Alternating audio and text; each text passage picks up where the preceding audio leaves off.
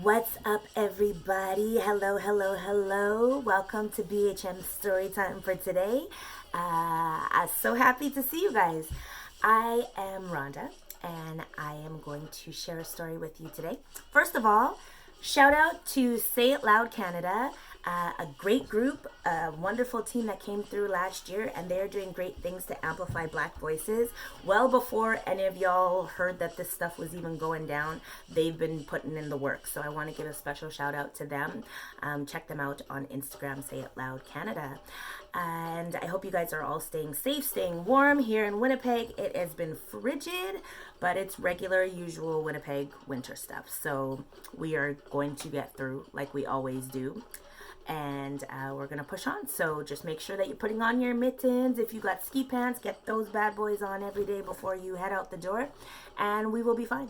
Before you know it, it's summertime and we'll be able to get out and enjoy the wonderful weather. The sun is shining, so it's beautiful, so be sure to enjoy a little bit of fresh air if you can.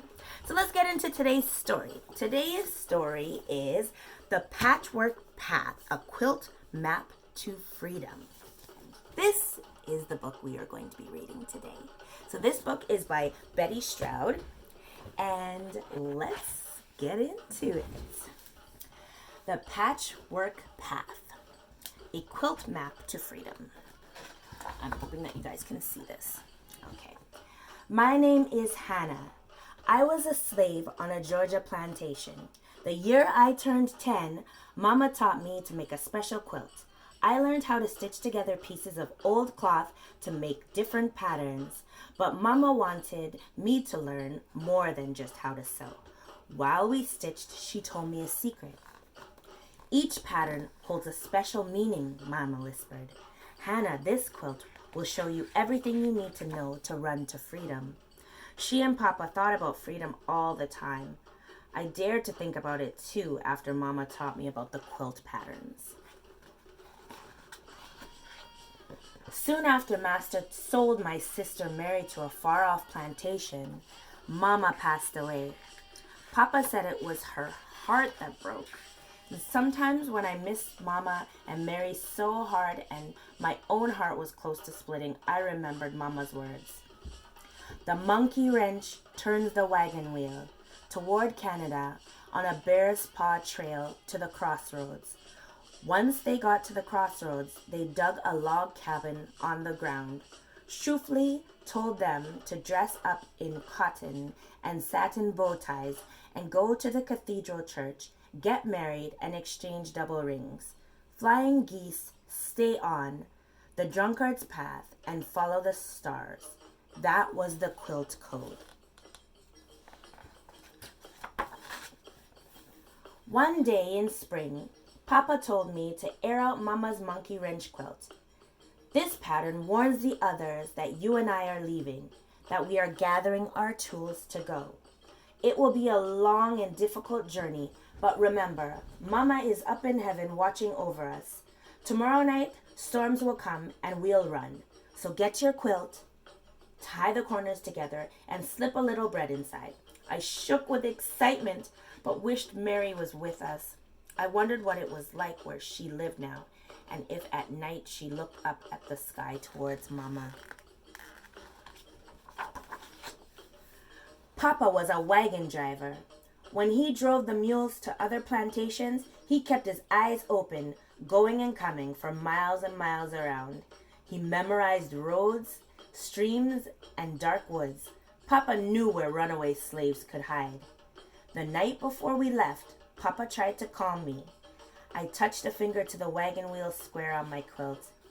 I knew it meant we were to pack things for the journey, as though we were loading a wagon. I also knew there would be no wagon, that we would have to run. We stepped out into the worst rainstorm I'd ever seen. Papa, do we have to leave now? I asked. Yes. The dogs won't be able to follow our scent. No work in the fields tomorrow, so Master won't miss us. In the drenching rain, he led me through the dark woods. Did I hear the hooves of galloping horses? We hid behind fallen logs.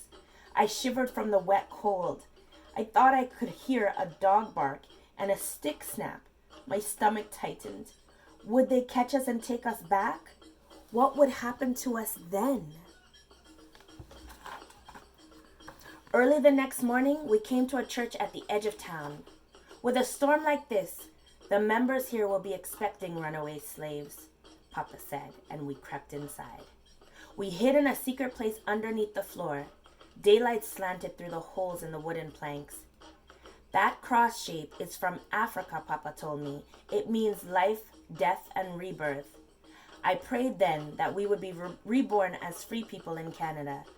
The soft voices of our protectors drifted down to us as we waited for nightfall. Papa's lantern cast strange shadows on the wall of the tunnel that led from the church to the river. Papa told me that pirates had made the tunnels. We followed the riverbed upstream. The cold water soaked our shoes. My toes felt like icy hard pebbles. Sometimes Papa climbed the bluff to look for horsemen with dogs and whips. My knees and legs ached. How far was Canada anyways? Just as the sun rose, I saw a flock of geese high above. They're flying north, said Papa, and we'll follow them. We walked night after night and hid during the day. When I felt I couldn't lift my legs, I thought about Mama and her quilt coat, and she kept me going. I had never left the plantation or seen anything but fields and marsh. I could not believe my eyes when we climbed high into the mountains and saw the view. Surely we could see Canada from there, but Papa shook his head. No, Hannah, we're still far off. We need to find a way down this mountain. A little farther on, we found the way. Look, Papa, there it is. There are the bear tracks, like on my quilts. We followed the bear paw trail to the valley below. I hoped we wouldn't catch up to the bears. The tracks led us to the water and an empty, safe cave to sleep in. Mama's quilt patterns worked just fine. Sometimes we had something to eat, and sometimes we went hungry. We considered ourselves lucky when there were berries to pick. Bees stung me when I tried to get honey from a hive. If Papa caught a fish from a stream, we enjoyed a feast. Spring turned to summer, and now even the nights were warmer. We kept walking in a zigzag pattern, like the drunkard's path on my quilt. I remembered Mama had told me once that bad luck follows a straight line, and I knew that zigzag pattern would make it harder for Master's men to follow our trail too. Papa pointed to the shoofly pattern on my quilt. He told me that if anyone came after us, we should scatter like flies. Later, we could meet back up at the spot where we separated. That way, they can catch only one of us, or maybe none, he said. If I get caught, you just keep on going, Hannah. One lucky day, we found a safe house. Papa knew to look for a lantern glowing in the window. The people who live there will help us, he said. How wonderful to get clean clothes and sleep on a real bed for the first time in months. Hot bread and baked pork never tasted so fine. We washed ourselves and slept all day and night. Next morning, the good man and his wife told us they were Quakers. They believed that slavery was wrong, and they said they would help us as much as they could. Next, they told us what lay ahead on our way to a place called Cleveland, to the crossroads. I listened close. 2 days later, the man carried us northward for miles as we lay hidden in the bottom of his wagon, covered by blankets and straw. When night fell, we struck out walking again. I felt rested and ready to go get freedom. But freedom was still a far way off. The nights grew longer and colder by the time we reached the great stretch of water at the crossroads. It looked like an ocean, but our Quaker friends, had told us it was Lake Erie. Freedom is on the other side, Papa said. But how will we ever get across, I asked. What if we had come all this way just to get stumped so close? Don't worry. Somebody will look for this sign, Papa said, and he drew a log cabin pattern in the sand near the shore. We hid in a nearby graveyard and waited. A free black man saw our sign and looked around for us. We rushed out of hiding, and the man took us to a big cave that looked like a cathedral. He gave us clean clothes, and I got a crisp new bonnet to wear. As Papa tied the strings into a big bow, I thought, the bow ties square on my quilt. We dressed up like we were going to church. With our new clothes, we looked like we were free, and the man told us, you've always been free on the inside. Now your old life is over. Soon you'll be free on the outside too. That night, Papa rang a small bell that the man had given him. We waited for a signal, a sign. We heard a faint chime as somebody rang back. Double rings! A riverboat captain took us on his boat, and we set out across the water. The North Star shone brightly in the night sky. We had followed the stars to freedom. As dawn spread pink across the sky, I saw Canada. It was autumn now, and the trees with their red and gold leaves looked like they were on fire. What a beautiful place. We felt truly reborn, and I hugged Papa tight. I spent our first winter making a new quilt, using pieces of cloth from our old clothes and some new fabrics too. A big one this time with all the patterns of the quilt code, just like Mama had taught me. I left one square empty because I missed my sister. When Mary is with us again, I'll finish the quilt.